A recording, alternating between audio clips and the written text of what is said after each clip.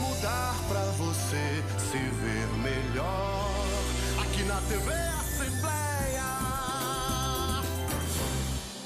Olá, boa noite. Está no ar o programa Questão de Ordem. Cumprimento você que nos acompanha aqui na televisão, na TV Assembleia, né? Todo dia nos nossos horários habituais, nossos horários alternativos. E você também que nos acompanha pelo rádio, na FM Assembleia. Também você pode ouvir o programa todo dia às 10 da noite, de terça a sexta, aqui na TV, e às 10 da noite, de terça a sexta, na FM Assembleia. 96,7 você ouve o mesmo programa da TV, você ouve nas ondas do rádio, porque às segundas tem o plenário esportivo, a nossa resenha falando de esporte, futebol, né, do Campeonato Brasileiro, comigo aqui, também na TV e na FM Assembleia. Segunda, o plenário esportivo, às segundas. Terça, sexta, o Questão de Ordem. E hoje vamos falar de sucessão das empresas familiares, das disputas internas, né? Porque uma empresária e consultora que, inclusive, ela fundou a primeira escola de formação de herdeiros da América Latina. Olha que coisa interessante. A Herd Ars, Escola de Herdeiros. Ela escreveu um livro, digamos assim, abrindo essa caixa de Pandora. E a gente vai contar essa história aqui hoje, no programa Questão de Ordem, porque eu estou recebendo aqui a empresária, consultora, Aletéia Lopes, está aqui comigo, é com ela o programa. Ela é assistente social, tem pós-graduação em gestão de recursos humanos e gerontologia, tem formação em coaching e também conhecimento na área empresarial. Implantou, inclusive, projetos na área de governança e na área familiar. Ela, como eu disse, fundou a primeira escola de formação de herdeiros, a Herd Ars, é diretora executiva da empresa e autora do livro Herd Ars, a arte de herdar uma empresa familiar. E mais recentemente, acaba de lançar esse livro aqui, Os Males e Sofrimentos das Famílias Empresariais, o Efeito Pandora, de autoria dela, da Aletéia, com a coautoria da Laísa Galdino. É o que a gente vai conversar agora. Ela abriu a caixa de Pandora. Está no ar, Questão de Ordem. Vamos conversar com a Aletéia Lopes. Aletéia, tudo bem? Tudo Prazer bem, recebê-la. Boa noite, tudo bem? Boa noite. Eu que agradeço, né, o convite para falar de um tema que realmente é tão visto, né, nas empresas familiares, não só no Brasil, mas no mundo inteiro. Eu já fiz programas aqui, Aletéia, dizendo que as empresas familiares brasileiras, via de regra, não resistem à terceira geração. Não é? Via de regra. Não é? Quer dizer, tem o fundador, aí ele passa para o filho passa para... E na terceira geração, geralmente, o negócio desanda. Evidentemente que hoje, os conceitos internos de gestão, as grandes empresas, os grandes conglomerados, contratam executivos, né? ICOs, que são pagos, são executivos financeiros pagos para tocar o negócio. E tem o conselho da família, que acompanha, mas eles não estão mais na execução, muitas vezes, do dia a dia das empresas. Você escreveu esse livro com base na tua experiência de Exato. Convivência com famílias empresariais? Eu já trabalho com famílias empresárias dedicadas só a projetos de governança familiar e preparação de herdeiros desde 2010. Né? Eu já comecei na consultoria antes, mas em 2010 eu comecei a atuar direcionado para a governança familiar e preparação de herdeiros. E você falou uma coisa super interessante aí, né? Que as empresas familiares são as melhores para trabalhar, né? São as que estão na revista Exame, aí como as melhores empresas, mas elas morrem mais rápido. E por que elas morrem, né? Quando elas não resistem, muitas vezes, à terceira geração. E se você vai olhar as pesquisas, você vai ver que são 3 as principais causas: brigas e conflitos familiares, falta de um planejamento sucessório e o ciclo de vida dos produtos e serviços que podem entrar em declínio. Então, quando você olha para essas causas de desaparecimento, você consegue observar que das 3 causas, 2 estão relacionadas com problemas familiares, que não tem muito a ver com a empresa, com o produto da empresa, com o serviço que a empresa presta. Então, a gente fica muito triste quando a gente vê empresas sólidas que proporcionam muita geração de emprego e renda, e que às vezes se acabam por falta de regra. E por isso eles acabam, né, brigando, se desentendendo, ou muitas vezes não querem preparar os seus jovens herdeiros. E aí foi por isso que eu iniciei esse projeto da Escola de Herdeiros, que é uma escola que realmente, para trabalhar com público jovem mesmo, numa idade entre 15 e 25 anos de idade, e ela é a primeira da América Latina a focar nesse público tão jovem. E desde quando você trabalha com... Você abriu essa escola de herdeiro e já trabalha... 15 anos começa? Porque com 15 anos os meninos vão começando a tomar pé dos negócios, né? Na verdade, eles iniciam com 15 anos por quê? 15 anos é aquela fase onde você está no ensino médio, ou está entrando no ensino médio, e que você começa a pensar na sua carreira profissional. E aí, a Herdares, ela também te auxilia, né, a Escola de Herdeiros, ela te auxilia a essa orientação vocacional, essa escolha profissional, né, que não é fácil. Eles estão cada dia mais jovens, ingressando na faculdade, e muitas vezes eles ingressam e não sabem direito se é isso mesmo. Mas mais importante do que isso é eles terem conhecimento das possibilidades. Eu sempre digo para os pais que os pais não devem obrigar os filhos a quererem vir para a sua empresa, mas que eles têm que aproximar os filhos, apresentar os seus negócios aos filhos de uma forma profissional, que não cause trauma, para que esse filho possa ter a liberdade de escolher se ele quer seguir linha de sucessão ou se ele quer ser apenas um bom acionista no futuro. Isso é uma escolha dele. Muito bem, estou aqui com a Aletheia Lopes, que é empresária e consultora, estamos falando exatamente desse trabalho que ela faz na construção dos futuros herdeiros das grandes empresas. Ela escreveu até um livro, que já a gente vai falar mais a miúde do livro, porque, Aletheia, por que as famílias não preparam as sucessões se isso é inevitável, né? Eu fico aqui imaginando. Ora, uma empresa familiar, fatalmente, o pai, que herdou do avô muitas vezes, do pai dele, avô dos filhos, ele já está querendo passar o bastão, né? Ele quer também curtir um pouco da vida. E o que é natural ele tem 3 filhos, tem 4 filhos, tem 2 mulheres, 2 homens, vamos aqui imaginar uma família construída assim. E tem sempre um que tem mais o tino comercial. Eu acho que a expectativa, isso é um insight que acontece da própria natureza das pessoas. Por que eles não preparam? Você falou aí que muitas vezes não prepara a sucessão. Se isso fatalmente vai ter que acontecer. Existem vários fatores. Ou vai levando até o limite, aí de repente morre. Mais ou menos aí. Pronto. Existem vários fatores, mas assim, um dos fatores preponderantes é que assim, existe o ranço da monarquia. Então, essa cultura monárquica o rei, ele deixa de ser rei quando ele falece. Então, ele morre e aí o trono passa automaticamente para o herdeiro. O laço de consanguinidade. Então, essa cultura de que passar o bastão só com a morte acabou envolvendo, né, o fundador a pensar de que eles resolvem depois que eu não estiver mais aqui. Enquanto eu estou aqui, eu estou tocando. Quando eu não estiver mais aqui, eles resolvem. Só que isso não é simples. Eu não tenho como resolver algo que eu não sei nem o que é. Então, eu preciso entender o que é primeiro. Então, os fundadores... Tocar um negócio não é um negócio tão simples. Não é simples, é extremamente complexo. E, além disso, os fundadores, eles têm ainda, além do ranço da monarquia, existe uma cultura de centralização. Então, geralmente, são pessoas centralizadoras.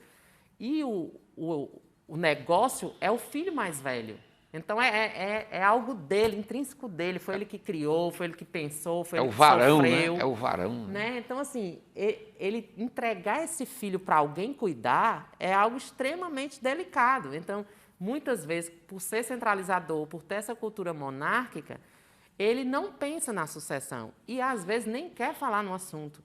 Né? Eu já escutei uma vez uma família empresária que os filhos queriam me contratar para organizar essa sucessão, mas quando eu cheguei lá, o pai já me conhecia, né, das palestras, né, das entrevistas, e ele disse, não, essa mulher é um mau presságio. Ela vem falar de sucessão, ela vai falar de morte. Eu não vou morrer, eu estou muito jovem. E aí a gente sabe... Eu não vou morrer, é bom demais, né? Eu não vou morrer agora, não né? Morrer agora. Agora, se a gente soubesse ninguém quando sabe é que ia quando morrer, é que vai morrer, era muito bom. Mas a gente não sabe. Então, muitas vezes, eles não querem lidar com a sucessão porque eles associam sucessão à morte. Que coisa interessante. Bom, a Letéia Lopes aqui comigo e ela também tem, porque eu estou vendo aqui, Letéia, do teu currículo, que você trabalha a questão da associação, mas o seu trabalho, quer dizer, quando alguém lhe contrata, pega todo um pacote, porque você tem uma vasta compreensão da área do comportamento humano. Porque para você preparar uma sucessão, você tem que analisar cada um, né? Quer dizer, são pessoas que têm seus temperamentos, tem um que é mais estourado, tem outro que é o mais calmo, tem outro que é o mais perspicaz. E, muitas vezes, o bom herdeiro que vai tocar o negócio tem que ter um conjunto dessas qualidades. Né? Não é só ser o estourado, o que pensa rápido, isso é bom, mas também tem que ter mais tranquilidade, tem que ter ousadia, mas tem que ter bom senso. Tem uma série de fatores que você vai ter. Como é que é construir uma sucessão desta? Se todos, em tese, têm direito. Porque eles são os herdeiros. Então, a empresa vai ficar para eles. Mas alguém vai tocar, o outro vai ser diretor disso, daquilo, etc. O outro nem quer, diz, não faço questão, eu só quero minha participação, eu vou... Enfim, não gosto de negócio, não nasci para isso. Tem também, não acontece isso. E tem uma coisa que, assim, parece simples, mas não é. Nem todo herdeiro será sucessor. Né? Então, assim, herdeiro é aquele que herda por direito. Por direito. Então, ele nasceu naquela família que tem um patrimônio, seja imobiliário, financeiro, ele tem direito a uma parte dessa herança. Parte da herança. Então, herdeiro ele é. Sucessor, ele decide se ele quer ser. Então, sucessor é uma decisão. Eu quero participar do processo sucessório da minha empresa, eu quero participar da gestão dos negócios da minha família. Então, é uma decisão que ele toma. E essa decisão, ela é passível de mudança. Eu posso querer ser sucessor e, de repente, não querer mais, ou eu posso não querer ser e depois eu querer vir a ser. E aí, isso tudo precisa de quê? Tanto de preparação, como você disse aí, como de regras. Porque eu tenho que saber em que momento eu posso entrar, como eu entro, como eu sou avaliado, como eu saio. Então, tudo isso tem que ser definido dentro de uma governança familiar, com regras. Né? E, além disso, ele tem que tomar. Que muitas vezes, se a empresa decisão. não tiver, você que tem que construir essa governança junto com eles. Exato, isso é feito a quatro mãos. Então, se a empresa não tem essa governança, e é muito difícil que ele consiga fazer sozinho, sem um mediador, porque vão ter conversas difíceis, vão ter assuntos delicados que precisam ser tratados. E aí precisa de um mediador, precisa de uma mediação mais profissionalizada. Né? Não pode ser, chama a menina do RH ali que ela ajuda. Né? Assim, não, a pessoa que cuida do RH, ela tem uma competência que diz a ver muito com o focada negócio, ali, focada no negócio. Mas precisa ter alguém que cuide da família, que olhe para essa família empresária, que entenda essa relação sistemicamente. Né? Então, é tanto que uma das minhas formações é em terapia familiar sistêmica, que aí você tem que ter esse olhar sistêmico, né? Para você entender como é que está funcionando. Eu digo que é um grande jogo de xadrez, porque cada família, por mais características parecidas que tenham, elas são muito singulares. Então, eu preciso entender, e aí, para isso, eu também tenho uma equipe interdisciplinar, como você falou. Então, eu preciso desenvolver, muitas vezes, esse herdeiro. Então, você trabalha com a sua equipe. Aí, eu tenho uma equipe que vai do médico clínico geral ao consultor, né, ao psicólogo, ao coach, ao mentor. Então, eu preciso identificar a real necessidade daquela família empresária para poder eu dar a melhor solução para ela. Muito bem, estou aqui com a Letéia Lopes. E agora vamos falar desse livro, Letéia. O Efeito Pandora, por que você resolveu escrever? Você com a Laísa Galdino, que é acadêmica de medicina. É a minha filha. É sua filha? Minha herdeira. Olha aí. Aqui, Casa de Ferreiro, não é espeto de pau, Não é né? espeto de pau. Ela, inclusive, participa do grupo de estudo de transtornos afetivos da Universidade Federal, da Liga de Saúde e Espiritualidade da Unifor e da Liga de Ética, Médica e Medicina Legal também da Unifor. A Laísa é interessada em estudos relacionados à psicanálise e comportamento humano. Que coisa interessante. Ela me ajudou bastante a construir, principalmente o último capítulo, que a gente fala sobre há um transgressor na família e uma família transgredida, né? Então, a gente aprofundou mais nas famílias que possuem herdeiros que possam estar cometendo atos ilícitos. E como a família lidar com isso, porque é um ente querido, é uma pessoa que a família tenha muito afeto, né? Então, é extremamente complexo como lidar com isso. Mas a gente fala aí no livro, né, o que é possível fazer quando você tem um transgressor dentro da família. Muito bem. Esse aqui é o livro. Esse livro está disponível, Aleta? Sim, ele tem versão Kindle. Sim. E também ele está disponível, o livro físico, através das redes sociais da Herdares. No Instagram da Herdares Brasil, no site da Herdares. Você pode solicitar e a gente manda para o Brasil e para fora do Brasil também. E por que você resolveu botar a caixa de Pandora? Achei interessante o efeito Pandora. Fazer essa analogia, né? Analogia, né? Porque, na verdade, é o seguinte, em 2014, quando eu lancei a Escola de Herdeiros, eu fui buscar a bibliografia sobre herdeiros jovens. E eu não encontrei quase nada, só encontrei um livro, que eram de 4 herdeiros que são lá de São Paulo, que escreveram o livro de herdeiro para herdeiro, que já estava esgotado. E aí eu disse, por que não eu escrever, né? Isso foi em 2017, por que eu não escrever sobre a escola, já que a escola funciona desde 2014, e eu estou atuando com tantos herdeiros. E aí eu resolvi escrever o primeiro livro. Quando eu escrevi o primeiro livro, eu meio que tomei coragem de aprofundar mais o assunto, porque eu já atendo famílias, atendo casos complexos, casos mais simples, mas casos complexos, desde 2010. Mas eu nunca tinha pensado em falar sobre isso. E aí eu disse, não, já que eu escrevi o primeiro livro, agora eu tomei meio coragem e vou escrever o segundo, aprofundando essa discussão. E aí é aí que eu trago toda essa experiência de implantação de governança familiar dentro das empresas familiares e eu abro a caixa de Pandora. Porque, assim, Pandora, né, ela recebeu de Zeus uma caixa e ele pediu para que ela não abrisse essa caixa porque poderia sair todos os males do mundo. E a gente sabe que isso é uma mitologia, mas Pandora, como uma boa mulher curiosa... E ela abriu a caixa. Né, ela abriu a caixa. É. E aí ela abre essa caixa e começa a tirar de dentro da caixa todos os males e sofrimentos. No entanto, no fundo da caixa existe a esperança. E é exatamente isso que eu trago no livro.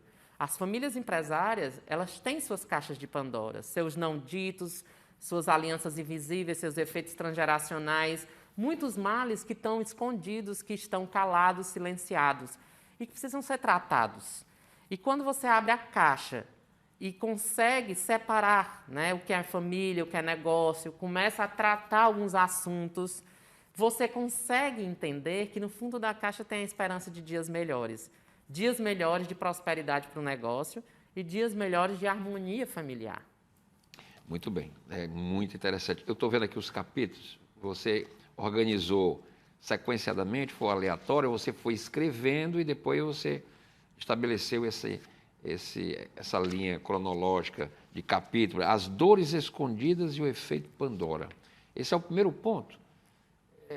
Conhecer essas dores. Essas dores. Conhecer aquela... Você foi contratada para gerenciar um processo sucessório. Digamos que você foi aceita, não é aquele que disse assim, não, essa mulher vai falar em morte, etc. Não. E já superei isso. Já superou esse momento. Aí você vai ter que... Primeiro aspecto é conhecer o seu cliente, porque além de ser o cliente, você vai se envolver com essa família, né? Porque além de ser uma missão profissional, mas uma missão também... Eu acho que não há como você deixar de se envolver para extrair a melhor solução, né? Com certeza. E, assim, esse trabalho, como você diz aí, o primeiro capítulo do livro, e até falando aqui um pouco antes, como é que surgiu essa ideia dos capítulos, eu estava indo atender um cliente no interior do Ceará, e eu não estava dirigindo, né? Tinha outra pessoa dirigindo, e eu vim aqui pensando como é que eu ia, assim, pensando sobre o próximo livro, né? Já tinha lançado o primeiro, e aí eu comecei a dizer, não, eu vou escrever sobre os desafios, as dificuldades, os males, os sofrimentos, e eu fui listando tudo que eu estava lembrando de todos os sofrimentos que eu encontrava. E aí, cada coisa que eu pensava ia se transformando como se fosse um capítulo.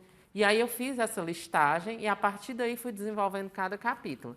E o primeiro é exatamente a família permitir... Esse seu método é interessante. Você listou alguns tópicos, né, e, a partir daí, foi desenvolvendo. Fui desenvolvendo.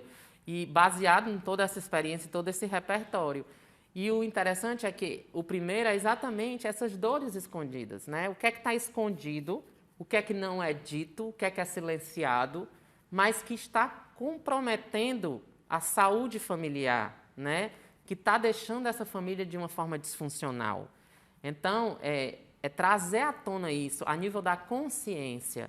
E aí é como você disse, não tem como ter só um olhar empresarial e sucessão do negócio, mas você tem que ter um olhar no comportamento humano, no indivíduo, né? O que cada indivíduo ali, né, pensa, sente e como é esse indivíduo dentro de um sistema familiar.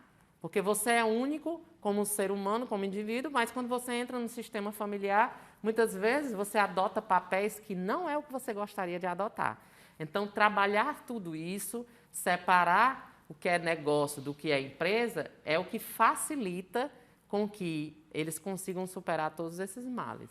Olha, o que é mais fácil, não sei se você passou por essa situação, é você chegar,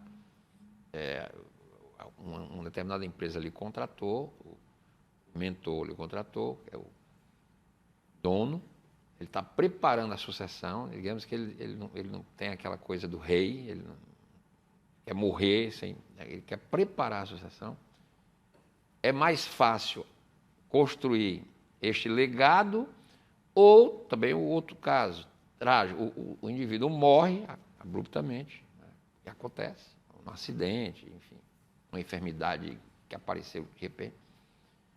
A empresa tem seus herdeiros, tem a mulher que é meia, metade, e nesse momento, quer dizer, alguém tem que tomar pé para tentar gerenciar esse novo passo, porque o homem morreu, não tem mais jeito. Então, vamos ter que salvar o negócio, porque senão o negócio degringola e vai tudo por água abaixo. Qual é a situação mais fácil, mais difícil, mais complexa para lidar com um fato concreto? Muitas pessoas perguntam assim, qual é a melhor hora de fazer a sucessão? Né? Que é muito parecido com o que você está dizendo aí. Será que a melhor hora de fazer a sucessão é com esse fundador vivo, junto, querendo, ou depois que ele não está mais aqui? Né? Eu sempre digo que a melhor hora de fazer a sucessão foi ontem. Porque qual é a melhor hora? A melhor hora é quando está todo mundo bem.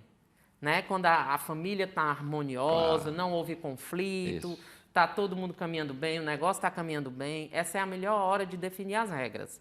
Por quê? Porque é muito mais fácil de chegar num consenso. Quando a família entra em conflito, fica muito mais complicado, porque já houve falta de respeito, né? Já houve agressões, às vezes verbais. E aí isso é aquela história, né? Como se trincasse e fica difícil porque o dinheiro destrói, né? O dinheiro, a busca do poder, a busca de reconhecimento. Né? Então, assim, tudo isso cria certos sofrimentos. Então, o ideal é a família estar bem para construir essas regras. Mas, às vezes, não dá tempo. O fundador realmente não quer, não se interessa por esse assunto e, de repente, ele tem uma morte repentina.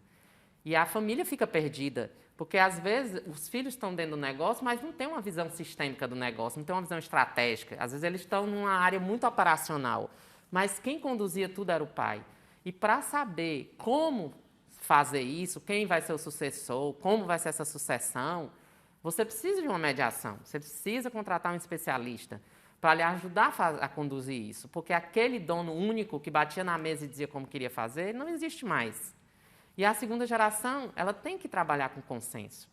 E trabalhar com consenso não é fácil, mas é possível, principalmente se você tem uma metodologia que ajuda, se você tem ferramentas e se você tem alguém para lhe ajudar a conduzir esse processo e definir esse novo caminhar, que não é mais o caminhar que foi do fundador, né? Que os filhos têm que descobrir uma nova forma de caminhar. E às vezes eles ficam presos, papai fazia isso, papai era assim, mas papai não está mais aqui. Papai não está mais aqui. E agora a decisão é deles. E como fazer essa decisão de uma forma colegiada? Quem é que vai assumir uma direção executiva do negócio? Então, tudo isso precisa ser definido juntos, e aí o mediador ajuda muito nesse Se os desejos cenário. forem deixados num testamento, isso ajuda de alguma forma? Quer dizer, a sucessão, de certa forma, ele não iniciou em vida, mas ele mais ou menos delineou em testamento, na visão... Facilita muito, né? E às vezes ele não precisa deixar nem escrito, às vezes ele deixa dito. E aí isso meio que vira lei, né? Às vezes a gente vê muito isso. Meu pai dizia sim. Lembra que papai dizia sim? Então eles falam assim. E aí aquilo que papai dizia vira meio... O respeito ao pai. né? Tem o respeito à memória do pai. Então isso, de certa forma, ajuda em determinados momentos, né? Trazer essas leis, essas regras que às vezes não era escrita, mas que passou culturalmente para os herdeiros. Mas o mais importante do que isso é os herdeiros conseguirem sentarem, estruturarem essas regras que podem ter a ver com o que o pai dizia ou que deixou escrito, mas que também tem que ter regras novas sobre essa nova condução, porque agora o pai não está mais lá e muitas coisas eram centralizadas nele. E aí quem vai fazer o quê? E aí nessa hora a gente tem que distribuir, ajustar papéis, definir fronteiras, né, limites. Então tudo isso vai ajudar para que eles consigam conduzir esse negócio. Agora, hoje a administração dos negócios, ela está bem mais... Eu estava lendo, inclusive, semana passada, sobre o Antônio Hermídio de Moraes, a forma como ele herdou, né, o Votorantim, né, e ele, um brilhante, né, empresário, ele tinha algumas manias interessantes. Tem um livro sobre ele, inclusive, usava os paletós do próprio pai dele, né, que ficava até um pouco largo nele, etc., porque ele achava que era desperdício. Ele não tinha aquela visão do empresário que, né, compra o melhor terno inglês, etc. Não, ele disse que isso era desperdício de energia e de recursos. Ele focava nos processos da empresa dele e tocou o Grupo Votorantim brilhantemente, etc. É uma forma de ver. Mas hoje, a administração de grandes negócios, ou mesmo de uma pequena empresa familiar, ou de grandes negócios, exige compliance, exige uma gestão especificada, muitas vezes a contratação de um profissional para tocar os negócios é a melhor saída. Os grandes grupos econômicos estão fazendo isso, né? As famílias se afastam um pouco da condução do negócio, eles contratam, aqui mesmo no Ceará tem acontecido, os grandes grupos contratam um CEO, um executivo, para tocar o negócio depois de todo um processo interno de discussão. E ele vem realizar os projetos. Parece que essa é o caminho natural. Não sei se você que acompanha mais a miúde, esse parece ser o caminho natural, né? A contratação desse profissional. Você acha que é um caminho sem volta? Isso? Na verdade, assim, não existe uma receita de bolo. Não né? existe. Existe você entender como é que é a sua família, como é a vinculação dessa família com o negócio, como é que a família trata isso. E, além disso, existe as diferenças geracionais. Então, assim, a geração do Hermídio de Moraes, né, e de outros, né, que fundaram empresas... Era outro tempo. Mundo, era outro tempo. Então, naquele tempo, eles eram mais simples, né? A própria geração era uma geração que era muito simples, era uma geração muito focada no trabalho, não tirava férias, né? É uma geração muito...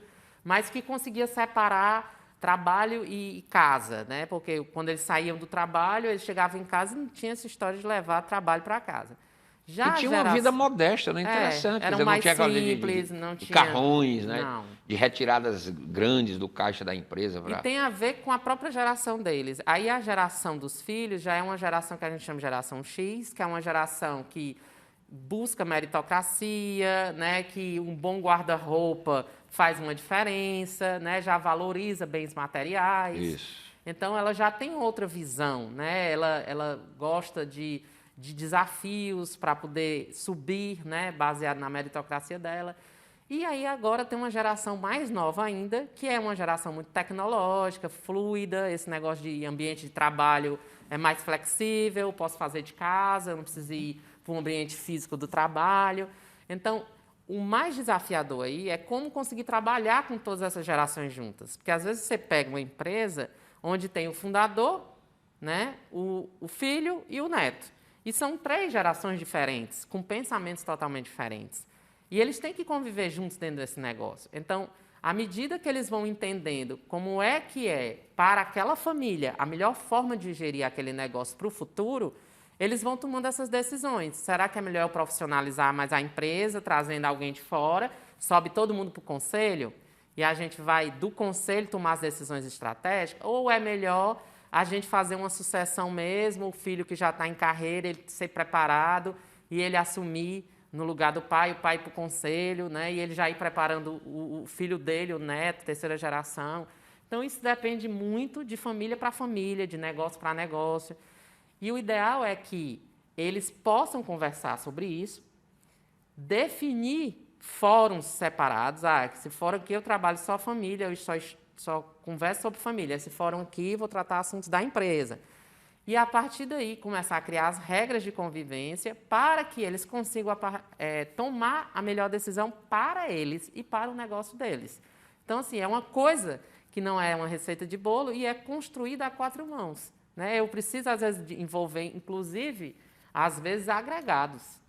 Porque os agregados, eles podem agregar, mas eles podem desagregar também. Então, um dos capítulos eu trato aí, sobre o duelo entre os irmãos e os aliados. Porque, às vezes, tem os aliados que são os agregados, que a gente não pode deixar de olhar também para os agregados. Agora, nessa construção, é tão interessante, instigante o teu trabalho, quer dizer, nessa construção, você tenta conduzir, evidentemente, a melhor alternativa, a melhor solução. Mas você não pode impor a sua solução. Embora você pode até achar, ter a convicção que o melhor caminho para essa empresa familiar é este caminho aqui. No entanto, você esbarra numa realidade. E aí? Tem 2 caminhos. Como é que constrói isso? É interessante. Porque você tem que respeitar, tenta convencer, mas você não pode impor, porque você não está ali para impor, você está lá para construir negociadamente a melhor alternativa. Pois é, porque, na verdade, é por isso que o método é customizado. Não existe um método de prateleira. Né? Eu já atendi mais de 26 famílias e cada protocolo familiar, que é esse documento de regra, é único. Né? Então, assim, cada família ela é única, ela é singular. Mas o que é que eu tenho? Eu tenho uma metodologia onde eu tenho um esqueleto, mais ou menos, de condução, mas para onde vai eu não sei, porque o que é que acontece? Às vezes eu entro para montar a governança, os fóruns, o conselho, tudo como manda o figurino e como eles querem. Durante a caminhada, a trajetória de implantação do projeto, eles decidem de que eles não querem mais ser sócios. E aí eu me deparo com tendo que fazer a divisão da uma empresa. divisão societária. Mas por decisão deles. Por quê? Porque, às vezes, o fundador, como ele é muito centralizador e, às vezes, muito autoritário, alguns, eles não permitem que os filhos falem nada. E os filhos não têm coragem de falar. E quando eu entro, eu dou voz. E aí esses filhos têm coragem de olhar para o pai e dizer: pai, eu não quero ser sócio do meu irmão. E está tudo bem. Eu quero ele como meu irmão para mim jogar futebol no final de semana. Mas não como sócio no negócio. Mas eu não quero ser sócia dele. Então, assim, me deixa, né, fazer uma outra coisa, sair do negócio, montar um negócio para mim. Né? Me deixa ter a liberdade de escolher o que eu realmente quero e os sócios que eu quero. Né? Porque, assim, ele é meu irmão. Né? Muitas vezes uma sociedade destrói a relação dos irmãos. Uma irmandade. E isso é que a gente deve evitar. E aí, nessa construção, a gente pode ter uma solução como essa, de uma divisão societária, e está tudo bem. Vão ser felizes, alguns vão tocar um negócio, outros vão tocar outros negócios, e está tudo muito bem. A empresa também não sofreu com isso, ela já só vai ter gestores diferentes, já é tudo organizado para quando o fundador não estiver mais aqui, né, já está tudo direcionado. Bom, estou falando aqui com a Aletheia Lopes, ela é empresária, consultora, e fundou a Escola de Herdeiro, que a gente já falou aqui, e lançou esse livro, pela expressão gráfica, O Efeito Pandora, os males e sofrimento das famílias empresariais.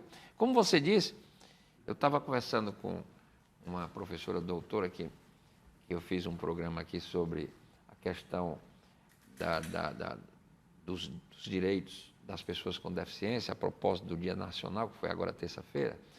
E ela estava falando que ela também era advogada, e ela atua exatamente na vara de família e nas sucessões. E ela estava me revelando, porque eu falei que ia conversar contigo, mostrei até teu livro, ela ficou extremamente interessada, porque ela disse, ela deve conhecer muitos casos que eu vivencio como advogada, só que a relação dela é diferente, o trabalho dela é diferente do teu. Como advogada, ela tem que... Ela até me revelou um caso de que, no meio de um processo, os filhos queriam interditar o pai. E ela teve que construir uma alternativa jurídica, que isso também... E aí, nesse momento da tentativa de interdição, é o fim do diálogo, né? É o fim do diálogo, que aí você quer interditar para tirar ele do comando. Aí é uma família que pode até se desmilinguir do ponto de vista... Você já chegou numa situação limite assim? Sim, e tem que entender, às vezes, isso, né? Eu já cheguei em situações de que é preciso fazer antecipação de herança e tirar um filho, porque, às vezes, ele é um filho transgressor. Transgressor. E ele pode prejudicar a família no futuro quando o pai não estiver mais aqui.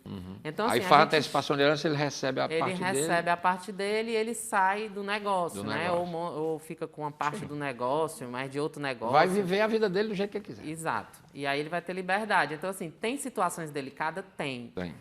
E que a gente precisa mediar, encontrar a solução e depois, aí por isso que eu digo que na minha equipe tem também parceiros que são advogados, porque depois a gente pode evoluir para uma divisão societária, uma interdição, uma tutela, né? um testamento. Então, você pode desenvolver peças jurídicas a partir das decisões tomadas. Por isso que na tua equipe tem um advogado também. Exato, porque assim, na nossa equipe, que ela busca esse acordo, então é como se fosse um passo antes do advogado. A gente já deixa tudo pronto, o advogado faz só botar no papel. Isso, você faz a conciliação. E aí é muito engraçado que tem alguns advogados que eu trabalho com eles e eles dizem assim, Aletea, se todas as famílias chegassem aqui e passassem por ti primeiro. Pronto. Por quê? Porque aqui é tudo muito fácil quando tu chega, é só chutar a bola pro gol, né? Por quê? Porque tu já traz... O meu campo já foi feito. Já foi feito toda a negociação. Então, você já traz só para colocar no papel o que eles tomaram decisão. Mas essa caminhada de tomar uma decisão, ela não é fácil. Não é fácil. Porque isso pode gerar, né, sofrimento, a gente tem que tratar esses sofrimentos individuais, sofrimentos coletivos, né? A matriarca, que é um dos capítulos do livro, ela fica muito entre o amor do marido e o amor dos filhos. Então, ela fica naquele fogo cruzado como uma mediadora natural. Esposa, mãe e mulher, a matriarca, capítulo 3. Aqui. Exato. E aí, sem força, às vezes, sem entendimento do negócio para fazer essa mediação. Mas ela é a mediadora natural. Ela é a mediadora natural. Mas, às vezes, Mas, ela às vezes não entende nada. Exato, do negócio. Nada. Então, ela sofre Sempre muito. ficou à margem do negócio. Muitas delas. E aí, elas sofrem, porque como é que elas vão mediar algo que elas não têm conhecimento? Aí o filho traz um assunto da empresa que tem a ver com o conflito do pai. O pai traz também. E ela fica sem saber. Então, dentro do nosso projeto, quando a gente monta o Conselho Consultivo da Família, a gente traz a matriarca. Se precisar, tem um consultor para orientar ela, para ela entender o que é uma DRE, o que é um fluxo de caixa, o que é um indicador financeiro. Você monta o Conselho Consultivo, qual é a função desse Conselho Consultivo da Família? Esse Conselho Consultivo é para profissionalizar a relação da família dentro do negócio. Porque, às vezes, a relação está totalmente solta. Todo mundo faz tudo, todo mundo manda em tudo, todo mundo desmancha o que o outro faz. Aí vira um caos. Né? Aí vira um caos. E o Conselho, ele chega para dizer, não, nós vamos tomar algumas decisões em colegiados. E aí, essa matriarca, ela vem, se for necessário, a gente dá aulas a ela sobre indicador financeiro e tudo, para ela entender melhor, para ajudar ela a ter subsídio para essa mediação natural. Porque na hora que o filho chegar, ela vai dizer, meu filho, mas você está reclamando disso, mas na reunião de conselho, eu vejo que seu pai está pedindo e você já está tendo 3 reuniões e você não apresenta o resultado da sua área. Seu pai só pode estar angustiado. Aí, mãe, mas não sei o quê, entendeu? Então, ela vai ter alguns subsídios que vão ajudá-la, né, a fazer essa mediação de uma forma mais tranquila e ela vai sofrer menos com isso. Legal, muito legal. Dá outro livro, né? Eu já tô assim, planejando o próximo. Seria sobre o que, Helena? Eu quero fazer também uma analogia, mas dessa vez eu quero fazer a analogia com o labirinto do Minotauro. E aí, assim, é algo que ainda está em fase de construção, mas já vou dar uns spoilers aqui, mas seria alguma coisa de como tirar essa família empresária de alguns labirintos que eles entram. Né? E que eles entram e não sabem sair. Eu acho legal você pegar essas analogias. Essas analogias, né? A Pandora dos Zeus, o Minotauro. Eu acho que tem um pouco a ver da inspiração do meu nome, que Aletheia grego significa verdade. E aí, Pandora é uma mitologia grega, o Minotauro também. E aí a gente vai buscando fazer essa relação. A conexão entre o fundador e o herdeiro. Então, isso aqui é a situação ideal. Quando tem uma boa conexão. Agora, quando não tem, aí vira um grande problema. Por quê? Muitas vezes existe um grande problema. Uma vez uma pessoa me perguntou, Aletheia, mas assim, se você fosse dizer só qual era o maior problema que você via dentro das famílias empresárias? Só assim que você vê que aparece mais. Eu dizia que é a falta de reconhecimento. existe um problema muito sério envolvendo a falta de reconhecimento. Porque muitas vezes esse herdeiro, ele quer que o pai reconheça de que ele está fazendo um esforço, está se dedicando para ser o melhor possível. Está trabalhando mais do que o outro. E o pai, ao mesmo tempo, quer o reconhecimento de que foi ele que construiu tudo isso, que trouxe esse legado até aqui. E aí fica um querendo o reconhecimento do outro, sem querer dar o reconhecimento do outro. Então, isso cria uma situação muito delicada. E em certos momentos a gente vê isso, inclusive, na TV, nas novelas. Eu já vi uma cena de novela que eu vi na vida real, que a cena era o seguinte: eu cheguei mais cedo, sentei na sala que a gente ia ter uma reunião de conselho consultivo, o filho mais novo entrou, sentou no birô do pai, na cadeira do pai, e eu fiquei conversando com ele enquanto os outros chegavam. Chegou o filho mais velho e disse assim: se levanta dessa cadeira, Fedelho, essa cadeira nunca vai ser tua. Vixe, Maria. E aí tu imagina... Cena de novela, é cena de novela. E eu estava ali, eu disse, meu Deus, eu vi essa cena na novela já. Foi. E aí, o que é que acontece? Muitas vezes eles brigam por essa cadeira do pai, mas não porque eles querem essa cadeira, mas eles querem o reconhecimento do pai. E eles querem o amor por trás desse reconhecimento. Então, isso causa muito sofrimento. E a gente vê, mas isso é tão simples. É uma relação estéril, né? Aí, pois é. Às vezes você diz assim, mas é tão simples, Aleteia. Não é tão simples assim. Então, assim, parar e tentar ver... E ainda bem que você tem formação em psicanálise, né? Na verdade, psicanálise não, mas eu sou assistente social, fiz formação na área da psicologia. Pronto, da psicologia.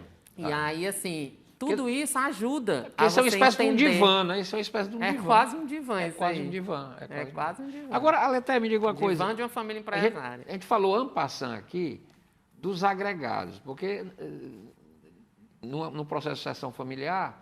Aí uma filha casou já, evidentemente, que os casamentos com separação de bens, obviamente, tal. O marido dela não tem nada a ver com a família, mas tem a ver com ela e tem ascendência sobre ela e opina e buzina no ouvido dela. É um formador de opinião. É um formador de opinião. E aí o outro casou com também. E esses agregados, como é que você... Como é que trata isso? Como é que trata isso? Porque os agregados, direto ou indiretamente, eles alteram esse processo aí. Né? Totalmente. Assim, eles têm que ser incluídos num processo de alguma forma. A forma de inclusão vai depender de família para família. Tem família que a gente inclui os agregados já para participar, inclusive, do conselho consultivo da família. Tem alguns agregados que fazem parte da gestão dos negócios. Ajudam. Né? Tem muitos que ajudam, tem uns que às vezes são sócios mesmo do negócio, são altamente profissionais. Mas também tem aqueles agregados que desagregam. E aí esses, às vezes, eles desagregam, não é nem porque eles são pessoas ruins ou querem fazer isso. Mas, às vezes, é porque eles só escutam um lado da história. Então, imagina, o marido todo dia chega e conta a mesma história para a esposa. Ela vai começar a acreditar nessa história. Ela vai começar a odiar o fulano. Exatamente. Por tabela. E aí, o que é que a gente faz? A gente aproxima... Deixa que eles participem de algumas reuniões, que tenha mais a ver com o negócio, de uma forma geral. E aí eles vão entendendo como é que funciona e vão tirando suas próprias conclusões, sem ser tão influenciados. E aí isso ajuda demais, quando você trata esse agregado. Você não pode ignorar o agregado, você tem que tratar, entender o nível de envolvimento dele com o negócio. E uma coisa que você disse, que muitas vezes as pessoas não pensam, e isso é um alerta para você que tem empresa familiar, é que, geralmente, a gente protegeu o patrimônio, casou com separação total de bens, pacto pré-nupcial, está tudo ok. Mas lembrando que isso só serve para o divórcio, isso não serve para a morte. Então, o que é que acontece? Às vezes a pessoa morre e o cara que era casado com ela, com separação total de bens, se o pai... colocar no nome dela algum negócio, eu vou botar no nome da minha filha por questões tributárias, ele terá direito como herdeiro. E aí, isso é um cuidado que você tem que ter. E também, se ela tiver filhos, ele vai ser o tutor dos filhos menores. Então, ele vai tomar decisões que podem entrar no negócio, decisões que podem... não é nem atrapalhar, mas que podem interferir no negócio. Verdade. E aí é preciso ter todas essas regras, definir como é que esse agregado vem, de que forma vem. Então, tudo isso pode ser definido num acordo de sócio? Pode ser discutido num protocolo familiar? Pode. Então, por isso que é importante ter essa governança. Aleteia, E o contador? Qual o papel do contador? Porque o contador é uma peça fundamental, né? Porque eu conheço empresários, pessoas que têm pequenas, médias, pequenas, até grandes, e que o contador faz a declaração de tudinho, da família todinha, né? E é uma pessoa que, de certa forma, é de alta confiança, evidentemente, e participa até das reuniões, porque ele dá orientação contábil, porque não é só aquele cara que faz a declaração quando chega abril, não. Ele acompanha todo... Ele é uma pessoa de confiança. De confiança. Eu estou falando de um contador de confiança. Inclusive, uma das coisas que eu também tratei nesse livro é como a segunda geração lida com pessoas de confiança da primeira geração. Isso. Porque, às vezes, não só o contador, mas, às vezes, tem um funcionário antigo, né, que ele é de alta confiança do fundador. Era o braço direito do papai. É o braço direito, é o cara que sabe tudo dele, conhece a vida dele, que acompanha. E aí, o que é que acontece nesse caso? A segunda geração, os filhos, às vezes, têm raiva disso. Por quê? Porque, às vezes, esse cara, ele tem a confiança pelo caráter, né, mas, às vezes, ele não tem mais a competência que a empresa precisa. E aí, como mexer num cara desse? De realidade é complicado. E aí, como mexer num cara desse? A segunda geração diz, mas ele não tem eficiência no trabalho dele. Aí o pai diz, não, mas ele é um cara de confiança. Ele tem caráter, ele está comigo desde sempre. E aí começa esse conflito também por conta desse cara, que é um formador de opinião. Então, a gente tem que descobrir uma forma, né, de que a segunda geração consiga conviver com esse cara, minimizando os riscos para o negócio. E aí a gente vai vendo, às vezes a gente convence o fundador, vai construindo com ele uma solução mas de fatalmente, que o cara fica, mas tem que terceirizar. Mas fatalmente esse cara termina saindo, lá na frente. Porque lá na frente. Se a competência dele continuar... Lá na frente. Vai lá na frente, quando o pai não estiver mais aqui, aí a decisão técnica... Eu digo até a decisão é técnica. Eu digo até, às vezes, assim, para os meus herdeiros clientes, que eles, às vezes, têm tanta raiva, eu disse, tenha calma. No dia que seu pai não estiver mais aqui, ele mesmo vai ser o primeiro a ir embora, a pedir demissão, porque ele sabe que não se adequa mais. Mas vocês têm que aprender a conviver com ele, porque ele é uma pessoa de confiança do pai de vocês, e ele não vai botar ele para fora. Eu sei que não é fácil, porque às vezes o cara tem interferência. Às vezes o cara tem interferência, então a gente tem que minimizar essas interferências. Então, tudo isso a gente tem que construir uma solução. Essa solução está em alguma receita? Não, a gente vai construir junto a melhor solução para aquela família. Aletéia Lopes, que legal, Aletéia. Muito obrigado por ter vindo. Aqui o livro da Aletéia, Os Males e Sofrimentos das Famílias Empresariais. Vocês podem procurar lá nas redes sociais da Herdars, né? da Herdars, que é a Escola de Formação de Herdeiros. Eu achei muito legal essa tua ideia, esse teu insight aí, muito legal, muito legal. Você teve um insight espetacular.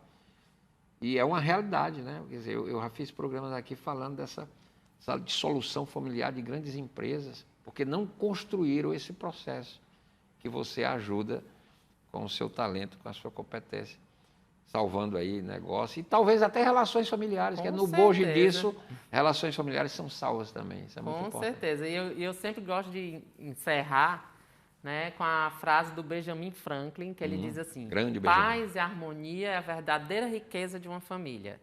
Então, não adianta você ter patrimônios e patrimônios se você vai perder todo esse patrimônio num litígio, né, numa guerra familiar vasta, que vai durar anos, né, e que vai ser super oneroso.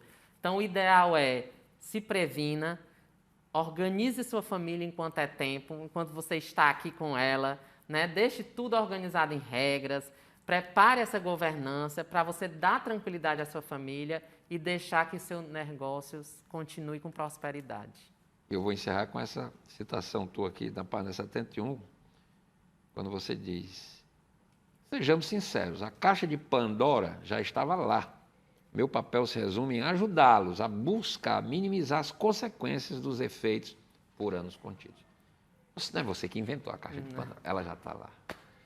Exatamente. Só ajudei a organizar. Para que ela não tenha um efeito tão deletério, né? Com certeza. Aletéia, obrigado, viu? Parabéns. Eu que agradeço a oportunidade. Show de bola, foi muito bom tê-la aqui. Que assunto maravilhoso. Você me deu essa oportunidade de proporcionar para o nosso público aqui do Questão de Ordem. Muito obrigado. Maravilha. O programa Questão de Ordem fica por aqui, a gente volta amanhã. Até lá. Muito legal.